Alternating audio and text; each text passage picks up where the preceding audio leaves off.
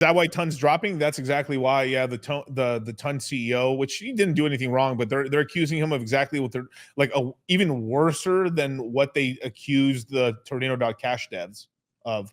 They're saying he facilitated terrorism. He just allowed motherfuckers to have private conversations.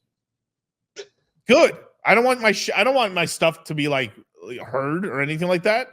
I mean, do you know how many of my people in the chat right now would be in jail right now if those COD lobbies, if some of those live chats on Ventrilo back in the day were ever posted, I wouldn't be able to get a job. You'd be done for. Absolutely finished. Yeah, our freedoms really are being challenged right now. So that's actually kind of interesting. You know, we see a lot of people going out there and making a lot of things, just, you know, hoping that it doesn't catch enough attention from these authorities. And that's why it's really important that Richard wins his case, because, you know, it's not just for, you know, Hex and Pulse Chain and for him. It's to set precedents in crypto altogether. And, you know, we kind of sort of need that because they are. You need case law. You need W's or L's, and then that is what ends up kind of telling which way the industry ends up going. You know, these early victories don't seem like that great or that crazy, but it ends like one small step for Pulse Chain is one giant leap for, you know, crypto kind. It really is like that. It was Brad Garlinghouse and Brian Armstrong that were laughing that it's kind of funny that now being sued by the SEC is actually a rite of passage.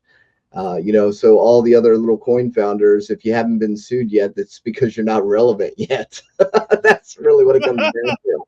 You're just not relevant enough yet for them to waste their time, you know. So, but, you know, that's the kind of stuff that's coming down the lane. And you remember when they sent out the subpoenas, the voluntary requests, which is what they were, was subpoena in the header, you know, ordering people to give up their private records and, you know, all their communications. Like, you know, they have some kind of right to demand everything that you have, you know, and, you know, some people gave it to them, some, you know, other people got lawyers, but I mean, it's really scary. When are we going to get in trouble next because we're rooting for our favorite team?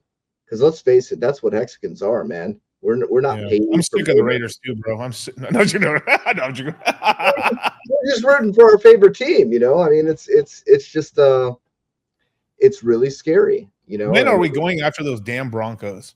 When are we going? No, those fucking Mets fans. I swear to God. Well, Mets fans, yeah. Well, you know, if they want to say that if you buy something, right, and you expect for it to appreciate in value, then it's automatically a security. Okay. So magic cards, that's a security. Baseball cards, that's a security. Comic books, that's a security. Shit, you buy a bottle of pop, it'd probably be $4 tomorrow. Is that a security?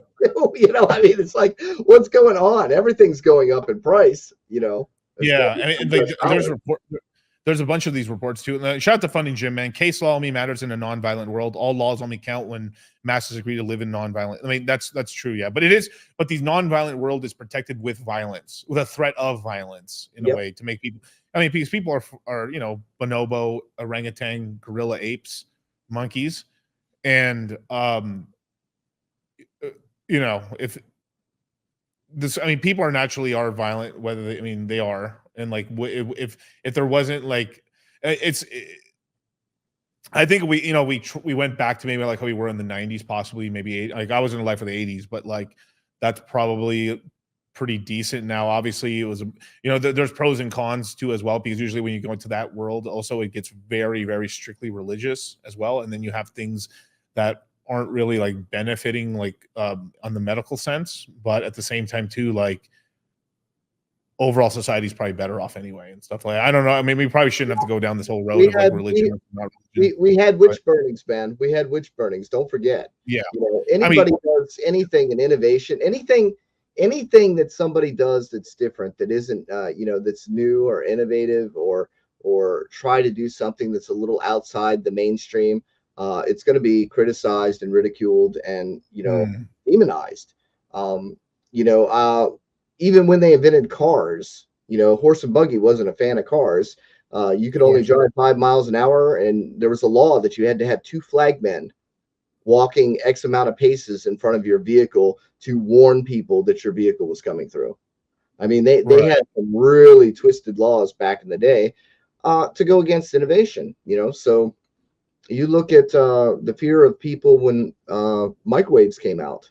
You couldn't eat microwave food because if you do, you get cancer because it's nuclear, you know, is what they said. You know, it's microwaves, but you know, people didn't understand it. Now we've got the, you know, the 5G crew. I don't think we've really I don't think we've really changed so much as a species to where, you know, we still have those uh caveman like tendencies. The oh, fire, it's scary, you know. So anytime anything comes along new, it's automatically, you know, scary, and it's attacked until it becomes commonplace.